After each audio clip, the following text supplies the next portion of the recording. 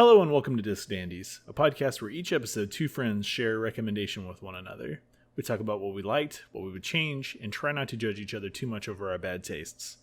This episode, we try to determine the greatest struggle, understanding the boomers or holding down an apartment in New York.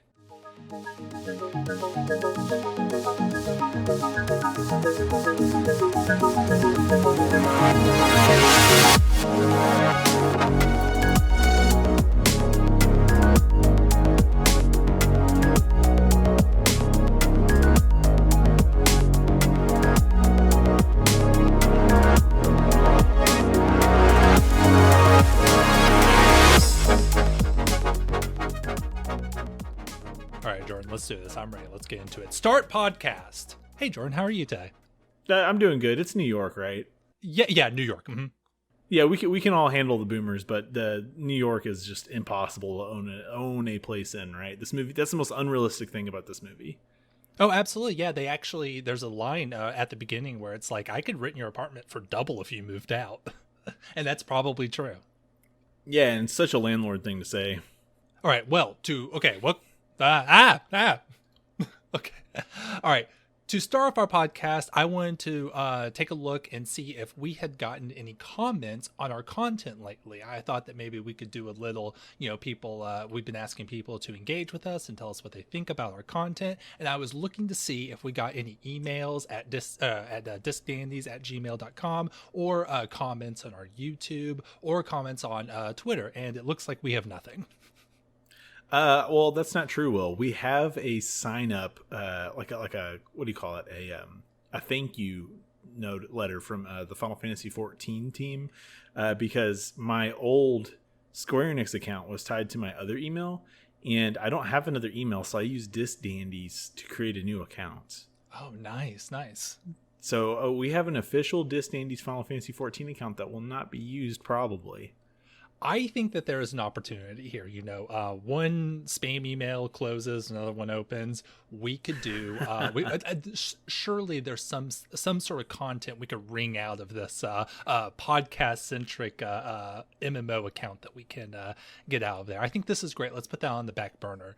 I wanted to see if anybody had anything to say about our content. Unfortunately, we're not really receiving anything yet. That being said, if you want to let us know what you think about what we're doing here, please comment on our YouTube videos. You could tweet at us at DisDandiesPod, or you can email us. Talk to us privately. I'm totally interested in reading anything we get on the air. Yeah, same here. I mean, I think that that's a long-term goal for when people like actually start engaging and like listening to the podcast and stuff. Is go over some like listener observations, like in regards to the stuff that we're like experiencing, but.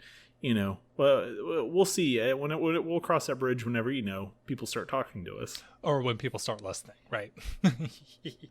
Yeah, but we average 10. Yes. That being said, I have a question for you, and I think that maybe we should come up with some sort of a way to theme this. I'm going to call this the power button question for this episode. Jordan, what is the worst movie that you have ever seen? I don't know that it's actually the worst movie, but it's the first movie that came to mind whenever I think of like a bad movie, and it's probably Suicide Squad. Oh, okay, yeah. So they're coming out with a new one. That one hasn't come out yet, but this is the one that came out a few years ago with Jared Leto. Yeah, and the trailer for the new Suicide Squad movie looks fantastic. It looks like what the first movie was probably trying to do, but just like a goofy, dumb time.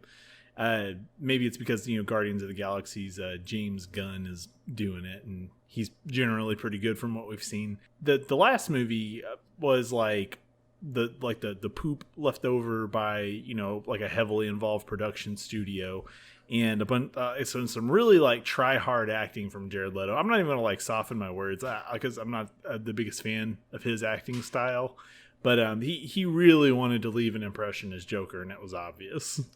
Trying a little too hard.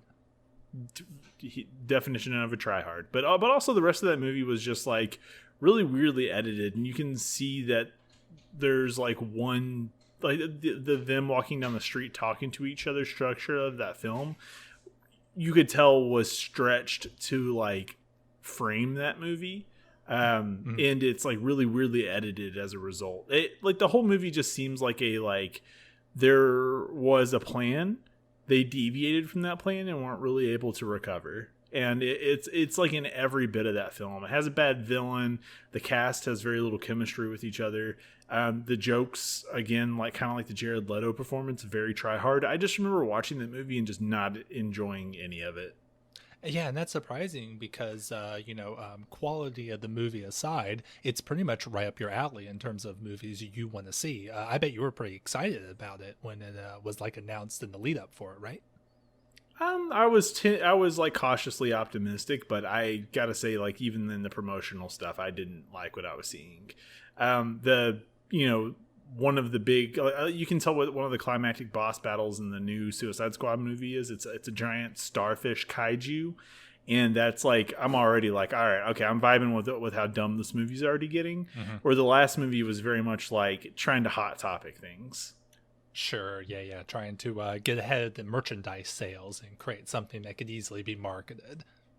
Yeah, exactly. Where this one is more of like, hey, we're gonna be like our CG budget's being dedicated to absurdity, which I like to see from directors. Generally, it's people that are like, hey, this is just a dumb, fun comic book movie. We realize the premise is silly, and we're leaning into that. The first movie didn't really have that self-awareness. But okay, I've said enough here. What about you, Will? What is the worst movie that you have ever seen? And if you say the farewell, I will cry into my microphone. Oh, no, not at all. So I have never been a movie person. We've talked about this over and over again.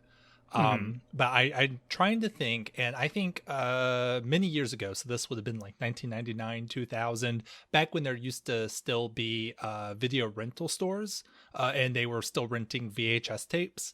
I remember, being like 11, 12, trying to find something that we could, something like sci-fi that I could watch that wasn't just like The Phantom Menace. And I found this old movie, I believe it's from like 1989, called Robot Jocks. So JOX, What? Robot Jocks. Have you heard of this? No. Yeah, it's pretty much kind of what you think it would be. Very late 80s B movie. It kind of has a Pacific Rim or like a Titanfall 2 type vibe. Kind of meets Starship Troopers.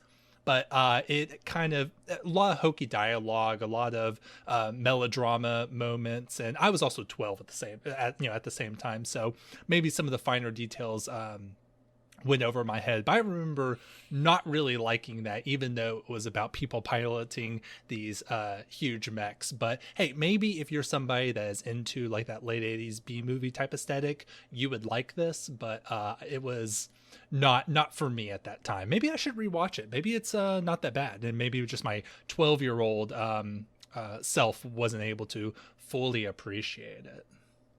I can say, like, as someone who grew up watching a lot of like B budget horror movies with my cousin, I like the original Evil Dead and Evil Dead 2. We watched those as like at a much younger age than we probably should have. Sure. But when watching that, I think the fact that a lot of it was like intentionally campy was lost on us, and we thought those movies kind of sucked. And then you go back and you watch it, and you have like a newfound appreciation for it as an adult. And I think it's like kind of the experience I've had with a lot of those B-budget horror films. They're not really my cup of tea, not something that I seek out. But whenever I watch them, I'm like, oh, I see what they're going for. They're being silly on purpose, Right. Yeah. I do. Okay. All right. So like I said, I was 12, and I do think that there was some nudity in this movie. So that would have been the only thing that I cared about at that time. Just being honest, but maybe I should rewatch it. But anyway, why don't we talk about an actual good movie? A bit of a spoiler there. Your exhortation, The Farewell. I am so excited to hear you say that, but okay, but go on. Right. Okay. Well, before we get there, I kind of already did this, but we're going to do it again. We appreciate you coming in and checking out this episode. It really does mean something to us. If you like what we're doing here, we would really appreciate a 5-star review on Apple Podcasts / iTunes. And if you leave us a nice review, 5 stars, I'm not opposed to reading it on air. I think we can absolutely do that. All of our episodes are on YouTube. So, if you like consuming your content on YouTube, you could subscribe to our channel for more of that juicy Dandies content, you can like the video if you like it. The bell icon's there if you want it. But more than anything, we want to hear what you have to say, either in the comments on YouTube. You can email us, like I said before, or tweet us at DisDandiesPod. I know I'm just repeating myself, but we would love to hear what you have to say, positive, negative, and I definitely want to read some of that on the air. So that out of the way, yes, the farewell. Jordan, this was your exhortation. Why don't you give us a little rundown about the background of this movie? Yeah, absolutely. Okay, so as I alluded to in our last episode, this is one of my like holy triumvirate of 2019 films that, like, if someone asked me, hey, what was your favorite movie in 2019, I can't answer it. There were three that came out that year that like floored me, and depending on the mood I'm in, I'll tell you, the one that's on the top of my head. This is our second of the three that we're talking about. The first was The Lighthouse, and the third is like we'll talk about it in a future episode for sure. I'm trying to space these out, since Will's not much of a movie guy. Oh, you got a whole spreadsheet. Yeah, I got a deep spreadsheet of exhortations, and I actually have some of them I want to talk about at certain times of the year. Like I have one that, like, big for me anyway, set for the fall, that I already know you're going to love. It's impossible for you not to love, no pressure. But this is like one of the ones whenever we were talking about this podcast, and like, we decided we wanted to make this like a recommendation thing. This was one of the ones that was at the top of my head. This is like an S tier movie in my opinion. Like I don't know if you quite enjoyed it as much, even if you thought it was good, but I have a lot of like personal like feelings attached to this movie, and it hit some of the scenes, as we'll get to later, hit on things that I have that I have felt that I've never seen represented in any entertainment medium before. And it just was a big hit for me. And I knew whenever we made the podcast that this was going to be one that we were going to do one day. And I'm excited that we're finally here. But as for the movie itself, it was written and directed by Lulu Wang. This is like I have not looked up whether or not this is autobiographical or biographical. Like, there's apparently some truth to this movie. Mainly there being that like Nai, the grandmother to the main character of this movie, is a real woman that this movie was based around. Now, as to whether or not Lulu Wang is supposed to be Billy, the main character, or if this is about like someone else that she knows, I've kind of chosen not to look too much into the background of this movie because I kind of romanticize it a little bit, we'll say. But anyways, written and directed by Lulu Wang. She did some of the piano for the soundtrack, and it stars Awkwafina, who is, a controversial figure to some. But in this movie, she's definitely worth commenting on. So I know Awkwafina. I saw her in the Ocean's 8 remake with who was in that? I know Anne Hathaway. Rihanna, Sandra Bullock. Oh, yeah. Yes, Mindy Kaling, Anne Hathaway. I saw her in that. I think that's the only like proper thing that I've seen her in, but I'm familiar with her. I didn't realize that she was that controversial. Do you think some of that was before or after this movie? I think it was before. It's less so in recent years because I think people have kind of like figured her out a little bit more. But the controversy came from she was a rapper, I believe, before she got into acting and stuff like that a lot, rap R&B, and some people criticized her for her I guess like alleged use of like black culture as a styling for her music and stuff like that. Like I said, it's controversial because we're not going to be able to speak to that because we're two white dudes. Yeah. But like it's like I've seen both sides of that argument. I hate that term, but I've seen people discuss it, and it is definitely a controversial thing. It's not like people don't like Awkwafina. It's like people don't necessarily like the use of like her stylings, I guess. Sure. Yeah. Okay. But I would say none of that really factors into this movie. No. To this movie. Yeah. But I do know her. So this would be the second thing that I've seen her in. Man, I have to say, when the movie started and I saw that A24 logo, I thought, oh God, what did Jordan get me into this time? It was it was very you. It was very you. You know, like I saw A24. I was like, oh yeah, of course Jordan likes this. Yeah, I am playing to a stereotype with this movie to an extent. Like, I mean, really, I am the stereotypical A24 bro. We talked about this on The Lighthouse, but I think that they're justifiably loved by the movie bro community. Like, they have an excellent eye for movies, and like with the upcoming Green Knight, as well as another couple of films that we're going to be talking about on this podcast at some point, they are just really good at finding good talent and letting them tell personal stories. Okay, title: The Farewell (parentheses) to Movie Bros. Title. Yes, good start. Good start. I like that. All right. Well, would you like to hear my impressions on this? We do need to hear about what you thought about it. Yes, go ahead.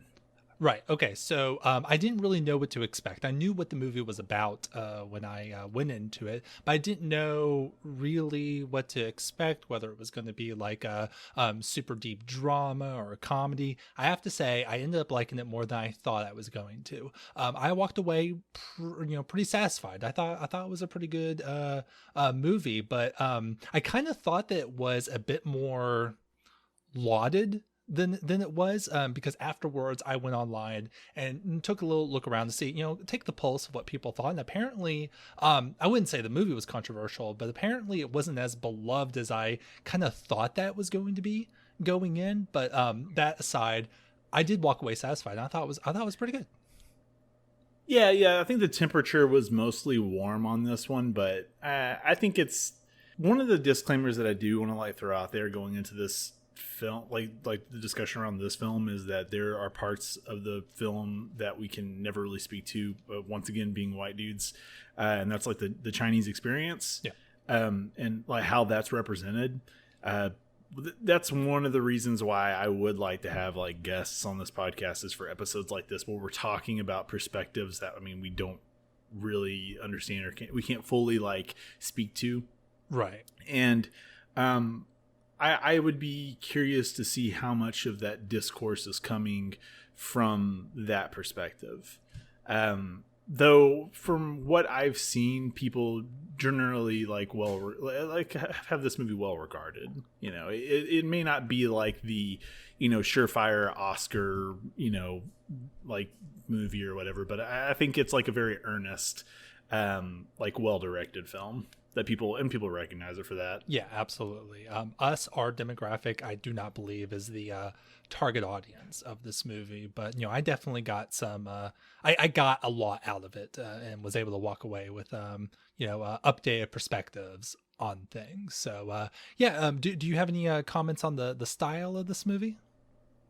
Yeah, so this is, I won't spend too long on this section because we're not like a technical podcast, and we're definitely not like specialists on like cinematography or anything. But I think the standout like angle that this movie takes is that this doesn't romanticize visuals too much. There are some shots, some like kind of Wes Anderson-y like groupings of the characters that are like a little bit more symbolic, but for the most part, they don't really glamorize the characters or like put them in it like, you'll hear some people when they're talking about a movie where they're like, oh, you could take any frame from that and make it a painting. This isn't one of those films. It's very like well shot, but they frame everything so that everything feels a little bit more like authentic, like you're like actually in like a family home, and like and there's like a gathering of people. It feels a little bit more messy and like lived in, which I like. And the scenes where it does feel a little bit more directed, there's like a couple of scenes where like I said, where you have like all of the characters grouped together in a shot. It's usually meant to represent something, as opposed to be it's supposed to feel manufactured, because that fits what the characters are doing in the moment, So like one thing that comes to mind whenever I think about this movie is like vibes. Yeah. As cliche as that is, but it's very there's a lot of like space in the scenes, a lot of like like character says something or does something, and like the scene isn't in like a rush to make it to the next interaction. It kind of like lingers and like leaves you in it. And there's a lot of like choices where they're like, like hey, a director may have made like shot this scene during the day because it would have got better lighting, but this one's more like they shot it on like on a kind of a gross gray day, and it does a better job of like representing like what like where all the characters are at. I'm kind of rambling at this point, but it's not trying to be a like picturesque, beautiful movie. It's just shot well and looks good because of that.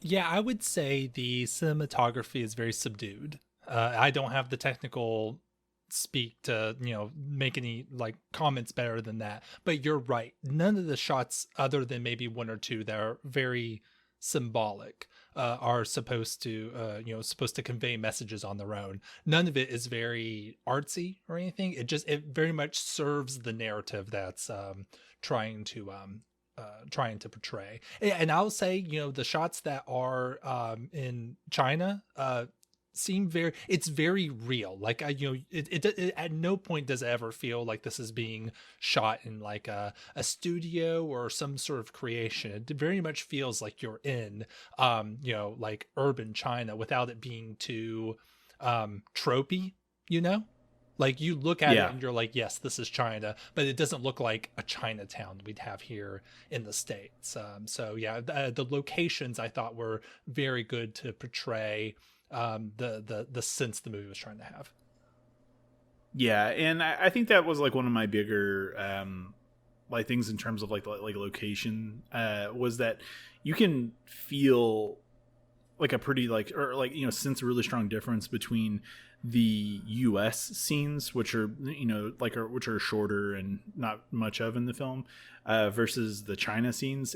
Like you said, it's very subtle and subdued, but it's through like lighting, or just like kind of like how they focus on like the architecture of like China whenever you're there. Like they're like what comes to mind is whenever Billy Aquafina's character is coming to China or returning to China for the first time in a long time, and she's passing by the apartment buildings, and she comes up to the building that her grandmother lives in, and it's very focused on like the like very grouped together living structure of the people there, and it kind of makes it feel a little alien in that way, which I think is cool.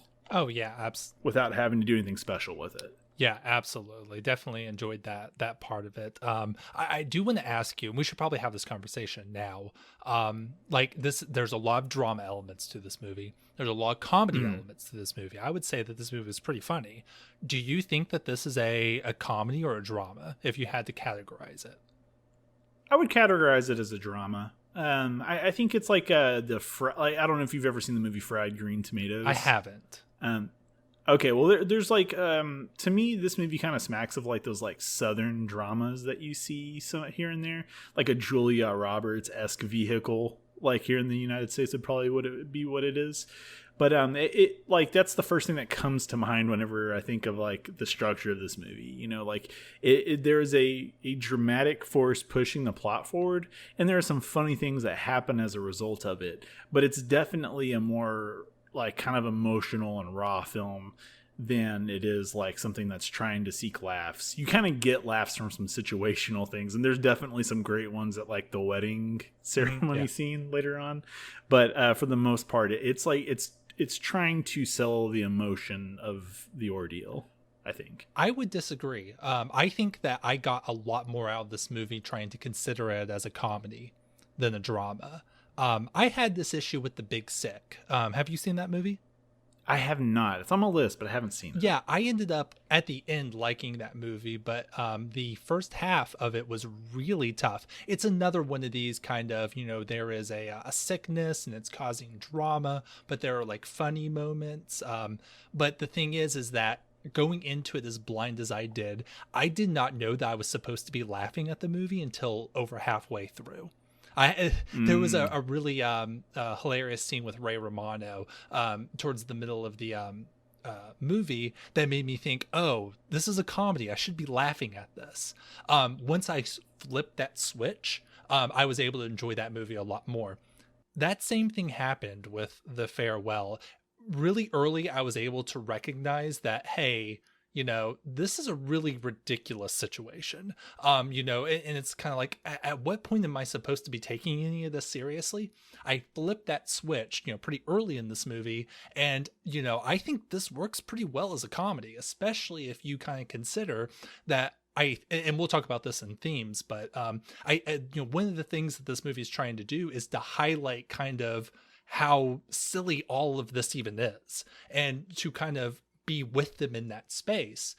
I think adds a layer to the movie that I was glad I was able to pick up on. So I would classify it as a comedy. And if anybody is listening to this that hasn't seen that movie, I would actually recommend them go into it thinking that's supposed to be a funny movie with, dramatic moments. So it's interesting that you and I are coming at it two different ways there.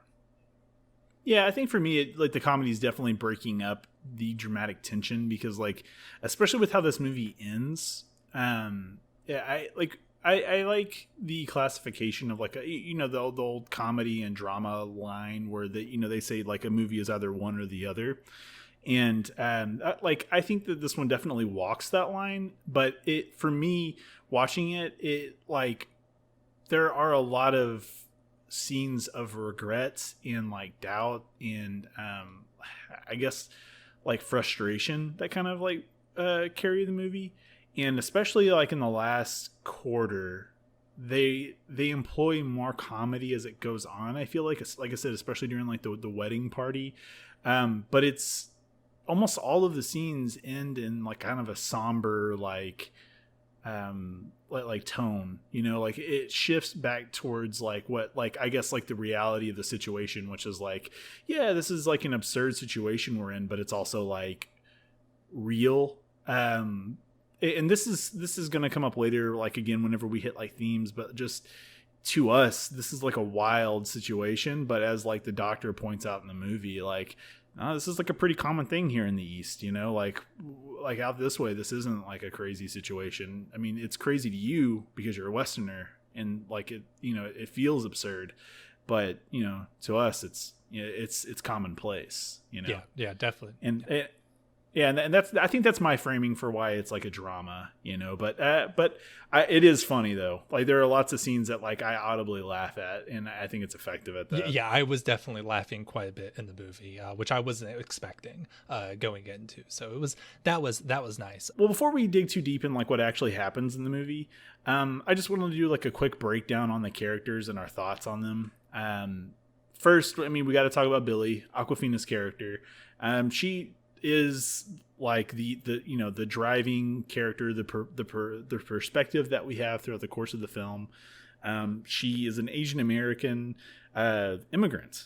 She, at the age of 6, migrated to the U.S. with her parents from China, and is pretty much fully Americanized. A lot of her I guess cultural ways that she grew up with from China have been mostly kind of overtaken by her American life, to the point that she's even as joked about a lot by her family, she's her Chinese is worsened and stuff like that, and she's pretty surprised by a lot of the customs that she comes across in China. Or I guess kind of negatively affected by, especially by the main plot point of this film.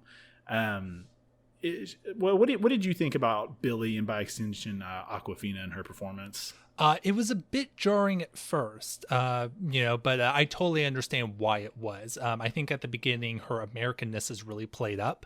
And I guess maybe I wasn't really thinking about that first coming into the movie, but it totally makes sense. The beginning of the movie is to highlight that she is, fully westernized, so to speak, because that sets up one of the major thematic tensions of the movie. Overall, I thought her performance was great. I really, I think for someone to kind of play that, to work in that tension of, their upbringing in the West and then, their roots culturally in China, I thought it was great. And again, I kind of know Awkwafina as kind of being a comedic actor, because I saw her in Ocean's 8. But yeah, I mean, and when the drama ramped up towards the end of the movie, I thought she did a great job. And I think Billy was a great character to use to highlight those tensions.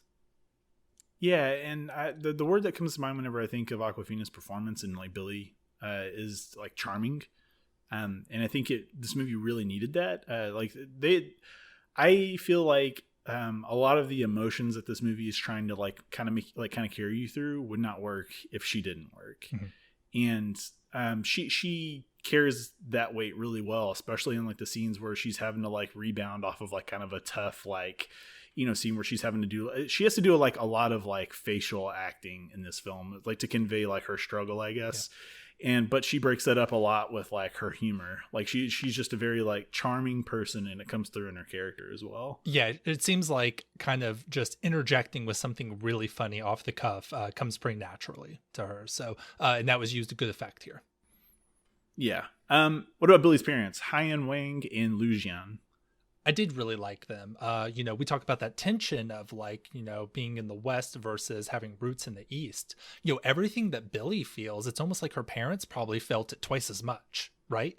I bet that, it was a very real tension for them when they, came to America. I'd almost want to see a movie like this that just focuses on them and their struggles, Oh, for sure. And okay, so Billy and Hyan's like relationship, like obviously she was closer to her father, is what I pick up on throughout this film, because they don't have much tension between the two of them.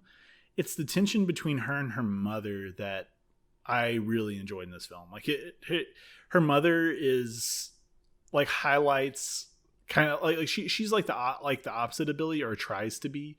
She even like tells Billy that she's too emotional and stuff like that, and her mother acts very detached to the situation in a lot of ways. Up until like I would say probably like the back third of the movie, she's very like guarded and looks down upon showing too much of like her of her feelings, and that her and Billy kind of like butt heads in that way. Yeah, for sure. You can tell that the struggle that Billy is feeling now was felt quite a bit quite harder by her mother, and so her reactions to what's going on are shaped by her working through those tensions already. In a way that's like good for Billy, but also kind of an obstacle to Billy, for forging her own way and her own way of dealing with those tensions. But yeah, I love the parents. They were very nuanced in a very doesn't stick out sort of way. Like you can tell there's a lot in their family relationship and the relationship to the family back in China that is only hinted at and would probably make a great story on its own. Yeah, and I think from here we have to kind of hit like, if Billy is the carrying the weight of this movie, because she's like kind of the structure, the thing that's like kind of getting us from point A to point B. I think Nine Eyes got to be the heart. Oh yeah, she is so great. She is the absolute heart and soul of this movie. Yeah, and like if it couldn't work without Billy, it definitely couldn't work without her. She expresses a lot of like those boomerisms, those kind of like really like those elderly takes that you only get from the olds, But she's also so like she's like, again, like to use the word again, like charming. She is just very funny. She's very like sweet, and you can tell she just adores her family, and you can see why Billy is so attached to her. Even to the point that like the distance between China and the US didn't really like fracture their relationship. They're still calling each other frequently and maintaining a very loving, caring relationship, very supportive, and she like, to me, was just, God, she has a nuts performance in this movie, I thought. Oh yeah, absolutely. Another character, you towards the end of the movie, you learn more about her life. She talks to her, army mates, that she, was in the army with at the fake wedding at the end. And yeah, that's another character that like this movie focuses on part of her life, but she probably has an incredible life story that would be interesting to hear about. Yeah. Yeah. And and to just kind of round out our characters here, because I mean, like, the characters really were just the strength of this movie. Like, if it's not the writing and the direction, it's like just how well developed each of the characters were. Because you feel like, that old technique you hear people talk about, like, before you write a story, you should write a short story about each of your characters first to kind of visualize them better. I haven't heard that, but that I can see why that would be a good idea. Yeah, well, this feels like that technique, like put into action, because it feels like almost every character in this film feels like you want to see what's happening off screen with them, because they're all very interesting in their own ways, if they're not just flat out funny. The like one of my like favorite character, my favorite couple of characters to follow throughout this film, because their ordeal is very unique and I have a lot of questions about it, but Billy's cousin and his girlfriend, they're pretending to be getting married. I feel so bad for both of them. Yes, it's cringe inducing in many scenes, and you have to wonder if their relationship's going to survive this film. Man. And what's worse is the cousin's girlfriend is Japanese, so she has no idea what everyone's talking about. She's just kind of nodding and going along, but she's very reliant on her boyfriend and his parents to make it through this, and they owe her a lot, in my opinion. They owe that girl tons when they get back to Japan. Oh, absolutely. Yeah. Again, one of those tensions is the tension of Billy being fully westernized and then coming back to China, and, that tension, and we feel it, but like, it's so much more for, what's her name? Aiko, the fake bride, because there absolutely is no connection, so that's another thing where there's another story there that's just like, probably really, a lot of drama there. Yeah. Okay. So one last thing before we start digging into the story and themes here is like, are there any other characters that really stood out to you that you enjoyed as we were watching it? I don't have a good reason for this, but I did like the father's brother. I don't know his name, but the uncle. I just really liked his performance, especially, and this was like the funniest part of the movie for me, when they were seeing Nai Nai's husband who died, and they were like trying to light a cigarette and give it to him. He's like, he didn't quit. He just told you to quit. Let him have a smoke. Was it going to kill him? Yeah. Yeah, that was really nice. Very, very like complicated performance from him too, because like he has to kind of play the like, not an antagonistic role, but he definitely is like, no, we shouldn't tell her, whenever they're talking about, like potentially revealing the sickness to Nai Nai. He's very like, he's like against Billy and her father a little bit in that way, but he's also just another like very vulnerable character who's trying to do right by his mom. It's another like complicated character in this movie of complicated characters. Yeah, absolutely. Yeah, it definitely feels like a large, full, in most ways, loving family, Yeah. And I imagine that a lot of families in China do kind of mimic the one we see in this movie. So I would be curious to hear what Chinese people would say about that, but I assume that this is a authentic look into family structures in China, right? Yeah, I have to hope so. And again, this is like one of the downsides to doing an episode where we don't have someone of that perspective to talk about it. But I like watching it. It felt like a lived-in experience. So like I have to hope that this was a good representation. Yeah, for sure. I did like the family overall. Yeah, this is definitely a character-driven story, and it had some great memorable characters. Yeah. All right. So just kind of do an overview of the story before we get into like what I think is going to be the meat of this conversation, which is the themes. To kind of lend context to these characters we've been talking about, it starts in the U.S., but ultimately this movie takes place in Shenzhen, China, and revolves around Billy. She like I would say the gimmick to this movie, the quirky thing about this movie that's really carrying it, it's like the main plot point is that Billy and her family, all the characters we just talked about, are hiding Nai Nai's terminal illness from her. She has lung cancer, stage 4, and is supposed to die very soon. Like 3 months, I think they said.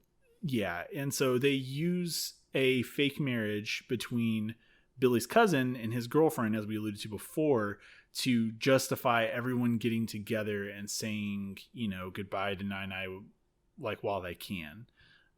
They don't have a good idea of when she's going to go, but they just want to spend some significant time with her to say that goodbye, the titular farewell. And Billy forces her way along after being told by her family, hey, you're too emotional, you shouldn't come because you're going to give it away. And like that, it's a pretty commonplace thing here in China not to reveal to the terminally ill that they're dying, so they can thoroughly enjoy their final days. Yeah, I alluded to this earlier, but the movie definitely takes isn't this absurd? Isn't this just a silly thing? At the beginning of the movie, but about halfway through, they do a great job of putting this in its, appropriate cultural context, that this is a very common thing that happens in China, is to not tell people about their terminally ill disease, and that it's not just out of the blue a ridiculous ironic situation. It is the reality for a lot of people. So I was really glad that they took the time to put it into that appropriate context, and it does change the color of the rest of the movie. Yeah, and this being a character driven film, I think the story is very sparse. It's more like the story constitutes of what kicked everything off, and it's more like a series of fallouts, like in response to it. Hey, we made this decision to lie to our loved family member, and we're going to spend some time with her, and we're just kind of like watching everything unfold after that decision. And like the crux of it all is Billy wrestling with whether or not she should hey, Nana, you're dying, which spoilers, she ultimately doesn't do. She decides to play along and honor her family's wishes, and that I think that decision is that choice, the choice to even start all of this is kind of something the movie wrestles with thematically. I do want to talk about some specific moments from the film. Did you have any that resonated with you, would you say? Yeah, they I would say the wedding was a big part, it was very hilarious. Yeah. The different people, how they're reacting to both trying to keep up the ruse, but also The drinking game. have it be a formal event where people are, saying their goodbyes kind of in the way. The uncle, when he gets up and he this is the only time we see him just cry and show real emotion. He about gives it up there. Oh yeah, for sure. That, was a really, good moment where people are trying to say goodbye while also kind of keep up that ruse. That was a good moment. Billy gets up there and speaks, and she doesn't even say anything. She mentions celebrate, but she never mentions the bride or the fake wedding. She just talks about her experience coming back to China. That was a really interesting part. And I think for me, the most important part is when they actually say goodbye to Nai Nai, and, she pushes them. She's like, oh, don't cry, keep it going, and closes the door, pushes them in the car, and kind of hurries them on their way. And then there's that scene where the cab drives away and you see Nai Nai in the rear view. That was for me the climax of the movie. I have to say that I actually have in my notes, because I was really loving this movie whenever I first watched it, but I think the scene that really just made it stick out in my mind, and I was like, oh god, this is one of my greats, was that last scene where they were saying goodbye. That moment, I've lived that moment where you're I have so much I want to say and so many emotions that I want to convey to you, that I just don't have the words or the appropriate actions to give to you. And we're in this really fast situation where I gotta go, I gotta make a flight or a drive. So I'm it feels kind of inhuman, because there's this person that means a lot to you that you want to just say the world to, but just the words don't exist, Right. And that shot, that whenever they're pulling away, and Nai Nai is crying and waving goodbye. Oh, such a soul crushing scene for me. Yeah, for sure. Well, I want to bring this up because we're talking about this scene, and I hope that I'm not cannibalizing something from the themes which we're about to get into. But I have to ask: do you think that Nai Nai knew?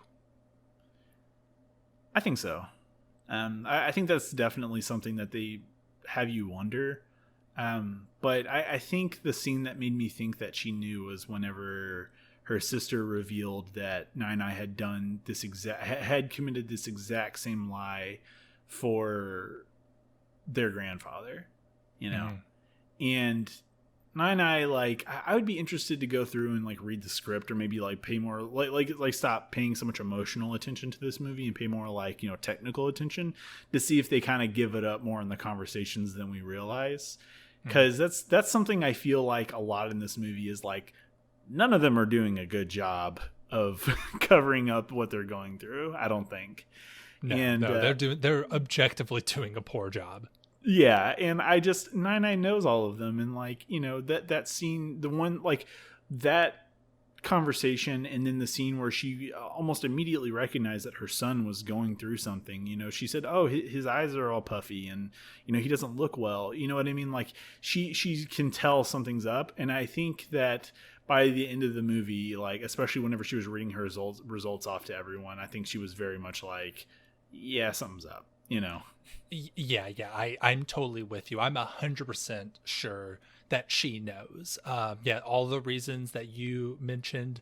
You know, when the cab is driving away and they show Nine in the rear view mirror, they show that she, you know, when the cab gets far away, you know, she starts crying, breaking down. You know, like, you know, like. I really do think that she was doing that because she knew that was going to be the last time that she saw them. You know, she did it for, you know, her husband in the past. And I think it's the uncle that has this, you know, he talks about this in the hospital, you know, here in China, you know, we stand up for family, for each other. I wish I had the words in front of me, but he said, in China, in that culture, being there for one another and, being a unit is really important. And she knows that, so maybe that's her part too. The family does their part by telling this lie, and she does her part by playing along with the lie. So I'm with you. I really do think that she knew, and I'm actually really glad that the movie decided to keep it as ambiguous as they did. Was never just stated. I thought the entire time that Billy was going to be like, "You have cancer," and then she's going to be like, "I know, I'm playing along, for everyone's sake." I'm glad they didn't do that, but I think they left it just ambiguous enough to make a clear point. Yeah, and I think that we can't avoid it any longer. We've kind of like unintentionally like crawled into the themes portion of this, so let's just kind of keep going in that direction. I knew that I was cannibalizing something, but it's okay. No, this is where I think that this movie just like has all of it. This is where the layers are. What the movie is trying to say, I think, is the most poignant thing, because it's so focused on the lies and contradictions of this family, and it almost like lieceptions, as it goes. Yeah. Like you pointed out, like they're lying to Nai, but in turn you can kind of sense that she's lying back. And I think what the way the scene that hit me and made me realize that that's what was happening was at the wedding party. Billy's mother is sitting with Nai's sister, and they're talking. And they're talking about what's going to happen after Nai passes. And, Nai's sister says, "Oh, well, I think me and my husband will travel the world." And, Billy's mother's like, "Oh, okay, well, you can come visit us in the States." And, Nai's sister, like, very much plays up the fact that, like, "Oh, yeah, I would love to do that. That'd be great. See, I'm okay. I'll be okay." And you can sense almost as soon as they're done speaking, and you can kind of see Billy's mother's face drop that, she realizes this is probably not going to happen. That's a recurring theme throughout this movie is this family lying to each other to make each other feel better. And that and they mean it genuinely. They're not doing it maliciously and not like, "Oh, I'm saying this just because I know it's what you want to hear." It's more like I'm saying this because I want to do this and I want you to know that I want to do this, but it's not something that I'm going to say this regardless because I don't want you to feel bad. I like how this movie does everything that you just said, but I don't think that it actually lays judgment anywhere. No, and that really, yeah, and that's really a good thing. It does highlight it and say, hey, isn't this ridiculous? Isn't this like, doesn't this just seem crazy, to the Western audience that's watching this? Doesn't this just seem like, isn't this just real life for the Eastern audiences? But it doesn't pass judgment. It just says, hey, this is, this is what, this is the choice they made. Right, exactly. And just highlighting it and allowing you to kind of see, maybe hypocrisy isn't the right word, but, see the kind of silliness behind it without actually passing judgment on the family doing it, or, Billy and her parents for, kind of looking at it and, with a skeptical eye from a Western perspective. I did like how it highlighted it without passing judgment. Yeah, and as far as while we're talking about the lies portion of this, a scene that I really enjoyed, like at first it kind of strikes you weird until you realize what the reference is. But the scene after they forged Nine-Ni's test results, Billy, they find out that Nine-Ni's housemate is going to go pick up her lab results, which are going to reveal that Nine-Ni has lung cancer to Nine-Ni. So Billy leaves the wedding party really quickly to go intercept the housemaid, and they doctor the documents to say that, oh no, it's just a malign shadow or a benign shadow. And it's meant to just kind of further cover things up, and the whole family like just bold-faced lies in that moment to do that. And as they're walking out of the building, it's like one of the few like really directed shots in the film of them all kind of walking together.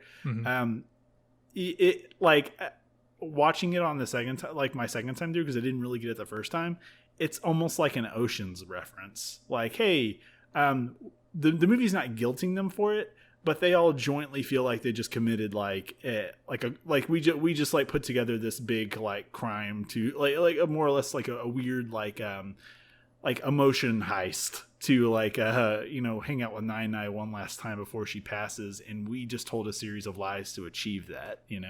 It's this almost like symbolic shot of like them like, we did this together, we all feel shitty about it even though we believe this is the right thing. And that shot just hit me a lot harder the second time around than it did the first.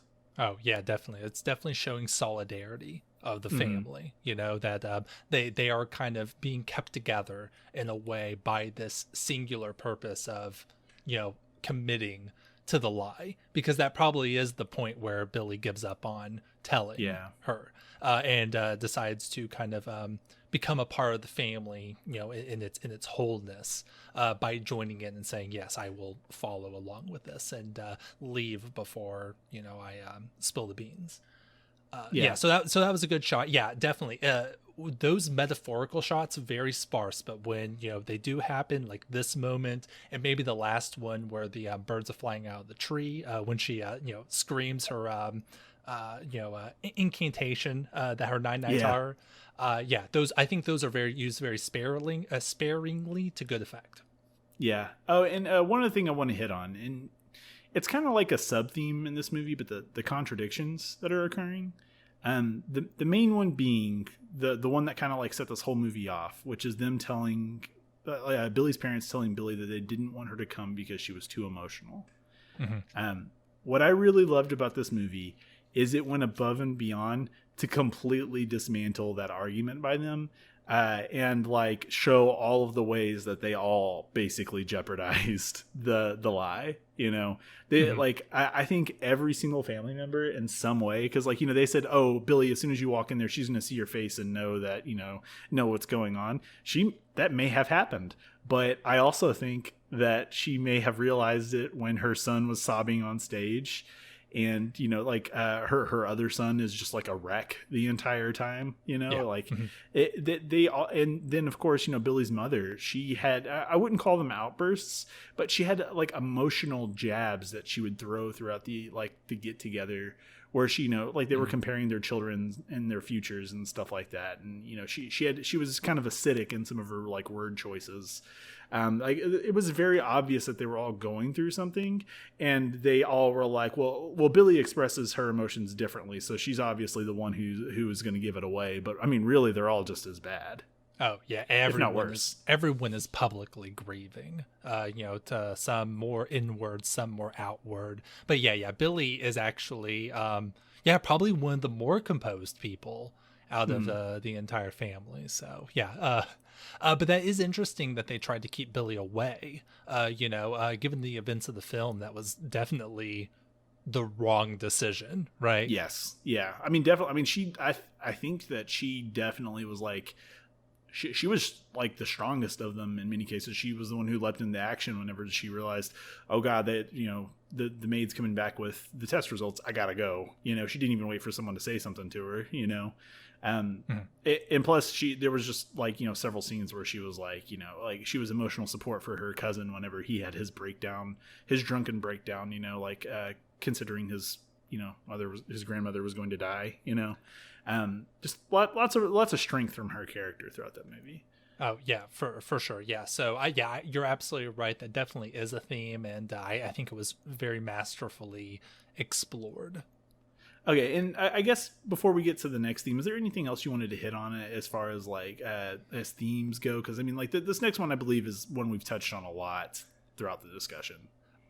No, I don't. I think we've pretty much hit on all of the major stuff about this. But yeah, we should definitely talk about that and put it in its own category. But I think we're doing a pretty good job of talking about everything that this movie has to offer.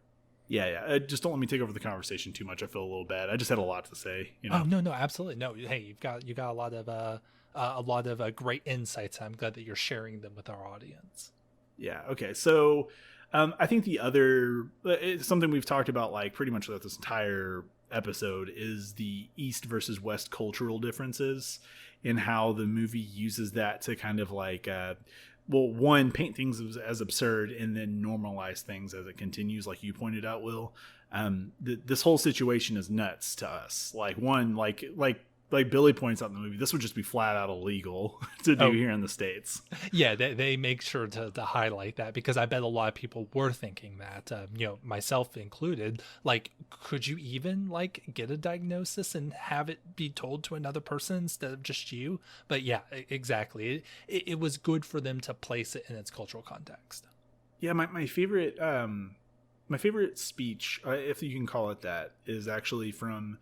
And it was one that like I thought about after this movie was over with for probably longer than anything else, was the line from the uncle whenever he's talking to Billy and kind of scolding her for wanting to, reveal the truth to Nai. Mm-hmm. He says, in the United States, your life is yours.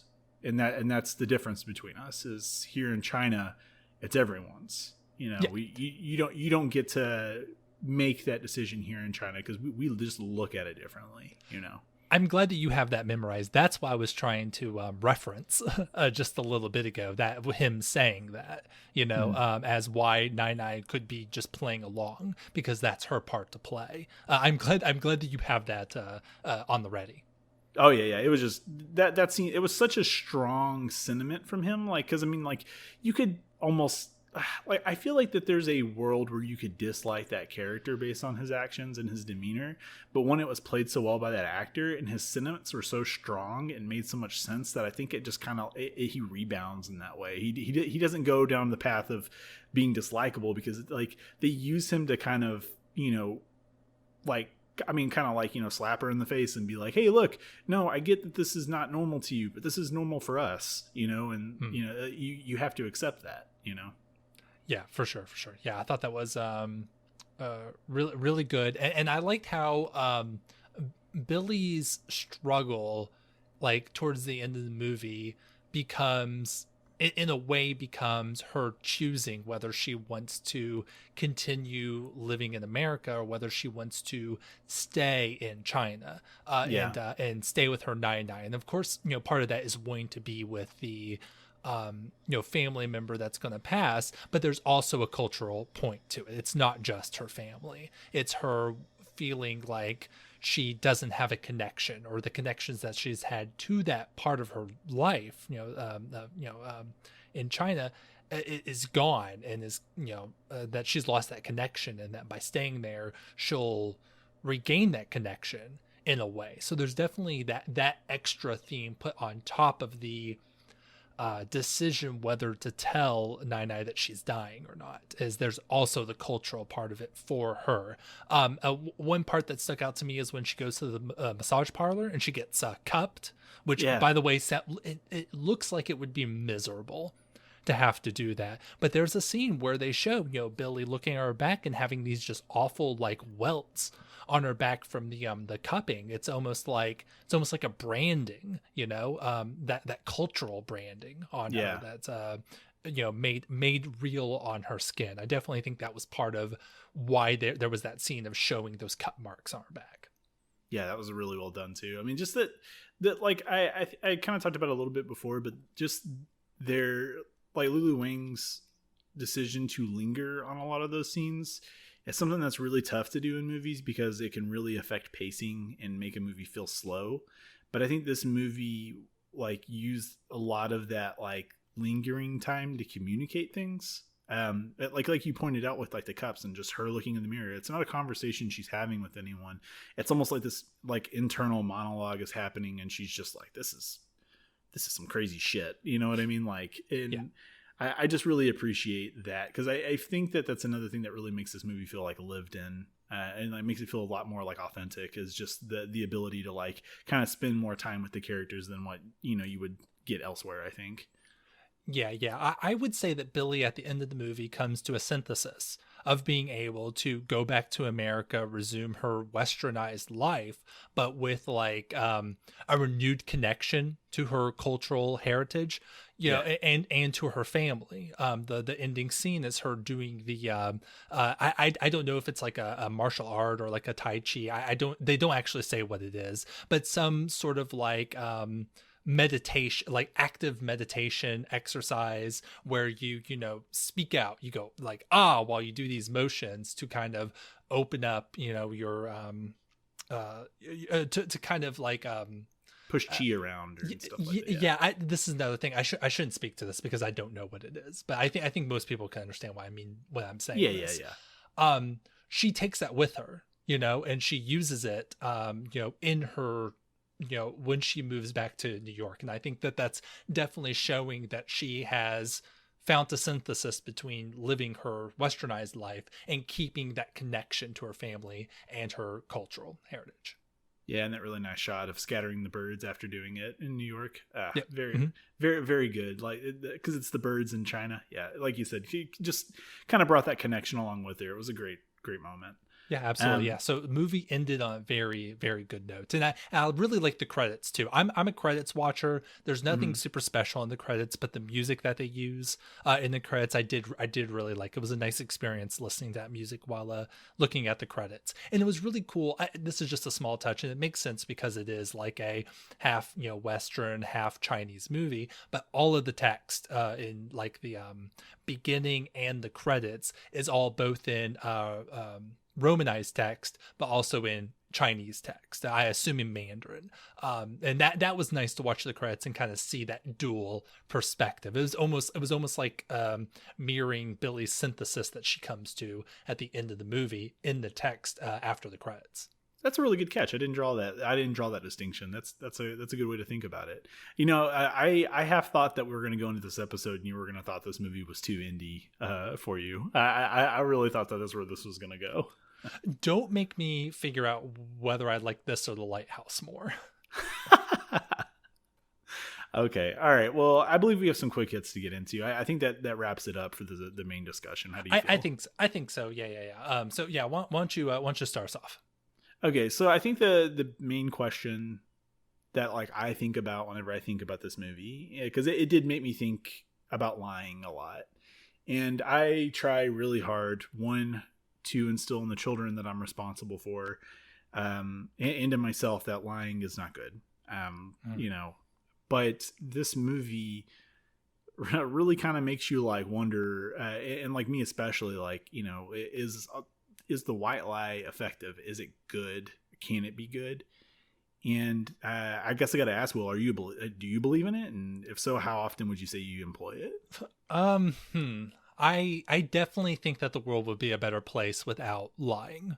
I think that it's easy to create a reality for yourself where you're convinced that lying, or just telling white lies, that harmless, they just kind of twist the truth a little bit to get your own means, creates a better world for yourself. But I think that most people who come to that conclusion are wrong. It's easy for humans to convince themselves that things that are just like pleasure things are actually good for them, like gambling. If you're a gambling addict, you'll do anything to prove to yourself, to lie to yourself that gambling is a good thing. But like, we know that it's not. We can look at rationally and realize that no, gambling is not a good thing for you. Addictions of all kinds are like this. So I would want to be careful with it, because we can very clearly be like, oh, it's appropriate to lie in this situation because because of this outcome, and this outcome is good. But if you look at it from a higher, more objective stance, most of the times I do think that telling those lies just creates a worse reality. And removing this from the whole cultural context of the movie, because I don't want to speak to that, but just beyond that context, I really do think that objectively, lying can be proved to create worse realities on the whole. How about you? How do you feel about it? I have to agree, and I think that that's like part of being a Westerner. We're going to have this opinion most likely because we are taught growing up that lying is bad, and there aren't many situations where we justify it. Now, they're like, some people lie and then tell themselves that they're doing it to prevent the other person from getting hurt. But I think that with how subjective feelings are, and how you can't, like, it's almost like a trash and treasure thing, like what could not matter to one person matters a lot to another. And I think that, like, lying about anything comes with a cost, and I think this movie conveys that, because it's like, one, did they even really need to lie? Because if Night Night did know, I mean, aren't they all just hurting themselves more? Isn't there like more that could be said or done, like if they were all just open about it? But I mean, again, that kind of comes back around to the whole like cultural differences. We can't really speak to that. We can only speak from our own experiences. And I think that, like, for me, I have to kind of lean into my Westernism and kind of say, like, I would prefer to live in a space where I didn't have to worry about my loved ones lying to me just to make me feel better, because that can be tougher to accept sometimes than the truth that they're hiding. Right. Yeah. I would say that lying in almost all context is just a different form of selfishness. And I think that most people can agree that selfishness in most forms is a bad thing. It's something that people shouldn't be striving for. Like there's a reason that we applaud and laud selflessness as much as we do, because I think we as a species know that overall that is the better way to live, better way to run a society. And if you're lying, it's mostly because you want something at the expense of something else, and that's usually not the way to go about things in an ethical context. But I totally understand if other people don't feel that way. But another question for you.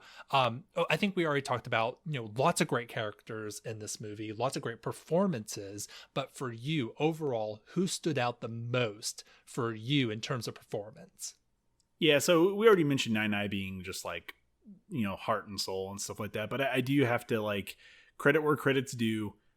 Awkwafina was nuts in this movie. Like, I think that, like, regardless of what the rest of the catalog looks like and what else she did, like, has done, like, professionally, like, I look at this movie and just the one emotional range and, like, charm and the task that she was given. Like, I wouldn't want to be in a movie this, like, this demanding emotionally. There are several scenes where she has to, like, you'll hear people, like, praise, like, acting with your face a lot and stuff like that, but that's just a part of acting.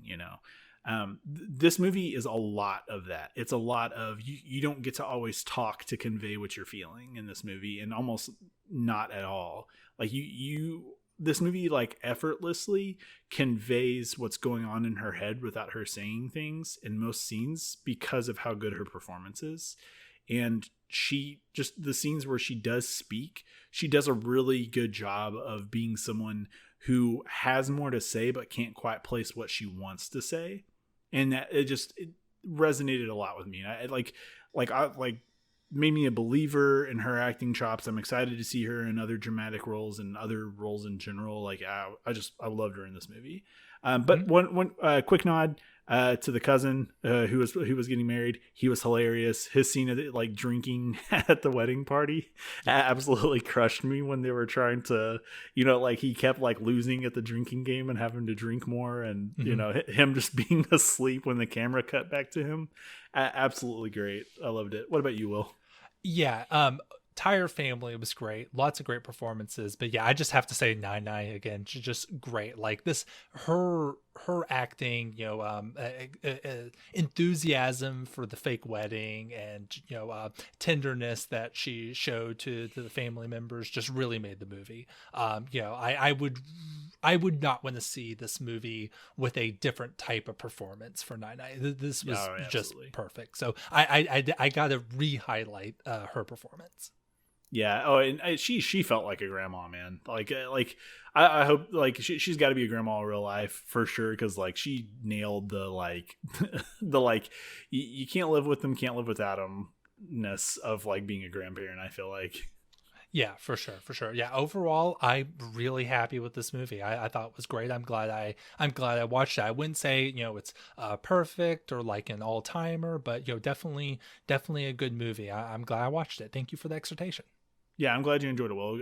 Great conversation. Glad to hear that you liked it. Just to kind of like button up my thoughts on it before we hit your exhortation. Just to reiterate, love this movie. It's like one of the few movies in recent years that I've watched that like made tears fall from my face. Like, and that like it has become increasingly harder for me to feel emotions when watching movies. I don't feel like because I'm becoming disconnected from things, but because I feel like I've seen a lot of the tricks, and this movie turns out just didn't rely on many tricks. They kind of played it real, and I think that's what I needed from this movie, and it hit it. So yeah. That was the farewell. Will, how about your exhortation? Right. Okay. So for this next episode, we are doing a joint exhortation. Oh shit! Wait, you don't have one? We're talking about something together? We are. Okay. You know it, you love it. Resident Evil 8. We've been playing it. We got to talk about this game. I am at full hype levels. And next episode, we are going to do a dive into Resident Evil 8 and talk about, how, what we liked about it, and how scary it was, and how it stacks up to the rest of the, series. Yeah, and like this is a full spoiler cast. We will be talking about the entire game, everything that happens in it, similar to our Resident Evil 7 episode. We'll disclaimer it again at the beginning of the next one, but we are talking about every facet of this game whenever we get to it, and there is a lot of there's a lot to talk about. Oh yeah, absolutely. So look forward to that. We are going to have a great time with it. I have already beaten the game, and I am super excited to talk about it. And I'm waiting for this one to get through it. That way we can dish about the game. Oh yeah, for sure. I'm at about the halfway point, but I will have it finished by the time we record the episode. So. I guess with that out of the way, back matter, Will, what have you been getting into? Oh yeah, so I'm on summer break, so trying to enjoy that as much as possible. Right now we are in the middle of Modern Horizons 2 spoilers. Might be dating this episode a bit, but we are in the middle of that. Lots of interesting magic cards coming down the pipeline, so stay tuned to my other podcast, Gutshot, to stay up to date on all of the latest Modern Horizon stuff and new cards. Other than that, I have been getting into a new anime, and this is not something I would exhort for the podcast, but it's called Super Cub. and it's currently airing. And Jordan, do you like anime about cute girls doing cute things? Isn't that just all anime? It is, but this is definitely in that genre. And instead of like going camping or playing board games or drawing manga, this is cute girls doing cute things while owning and riding motorcycles. And it's really well done. A lot of them are kind of, cutesy and very like they lean on the kawaii. This is like almost depressing in a way. The main character lives just a really depressing life, and then she kind of gets into owning a Super Cub, which is a specific Honda type of motorcycle. And then it's just like as she learns to ride, her world becomes brighter, wider.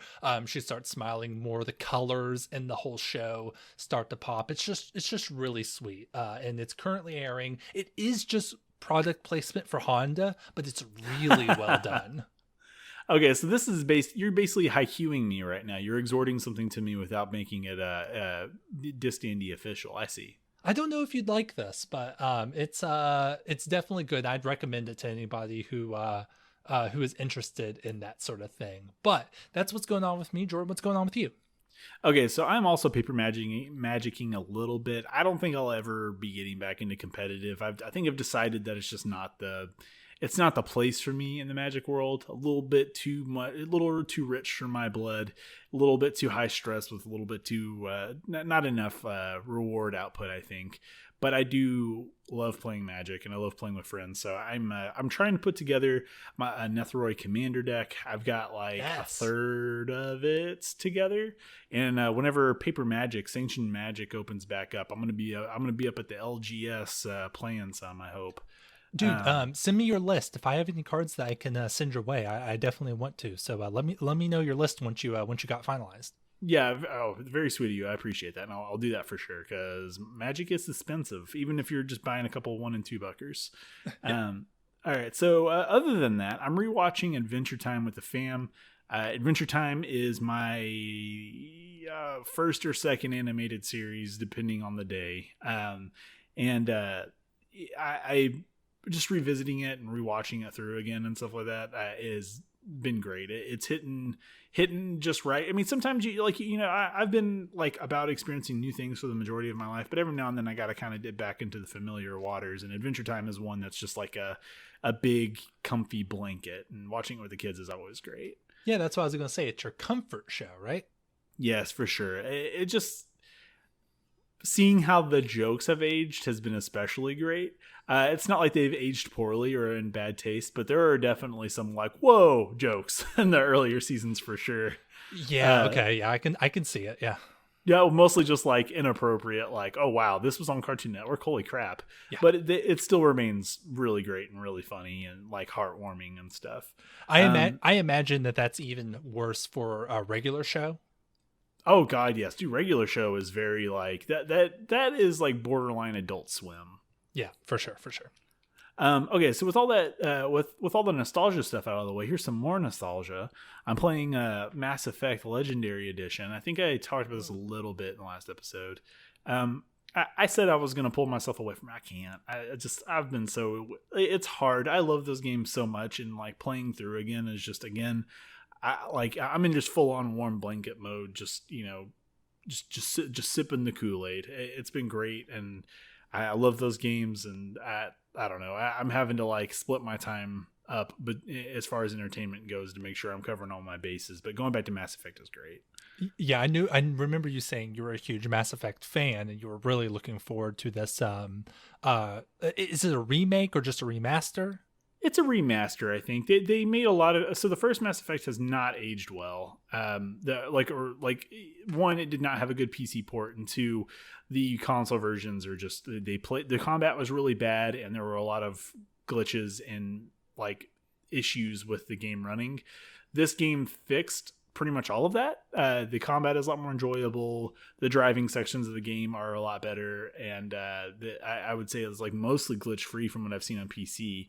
And it made that game playable, and it remastered the second and third game, basically. Okay. Well, I've never played a Mass Effect game. Do you think that this would be a good place for me to start? Absolutely. I am confident that anyone who plays Mass Effect will enjoy Mass Effect because I mean, that's just been my track record so far. I don't think I've recommended it to a single person who bounced off of it. So, oh, okay, yeah. It's just a very good series and about a great cast of characters. And you're Star Trekking, man. It's just like good writing and visiting planets and making friendships and relationships. It's great. Yeah. It sounds like a good time. I'll keep it in mind. Yeah. Okay. So I think that does that do it for us? Will, is that it? I think that does that in podcast. Thank you for listening to this episode of Disc Dandies. It really does mean the world to us if we, it means the world to us for you checking in with us and listening to our episodes. If you want, you can follow Jordan on Twitter at Action Pancake. I'm at Agro Rhetoric on Twitter, and we would love it if you would follow along with our exhortations and stay up to date on all the latest Disc Dandies excitement at Disc Dandies Pod. Subscribe to the YouTube channel if you'd like to do that. Comment, let us know what you think. You can email us, you can tweet at us, and join us here next episode for another spin with the Disc Dandies. Thanks, everyone. Later. End podcast.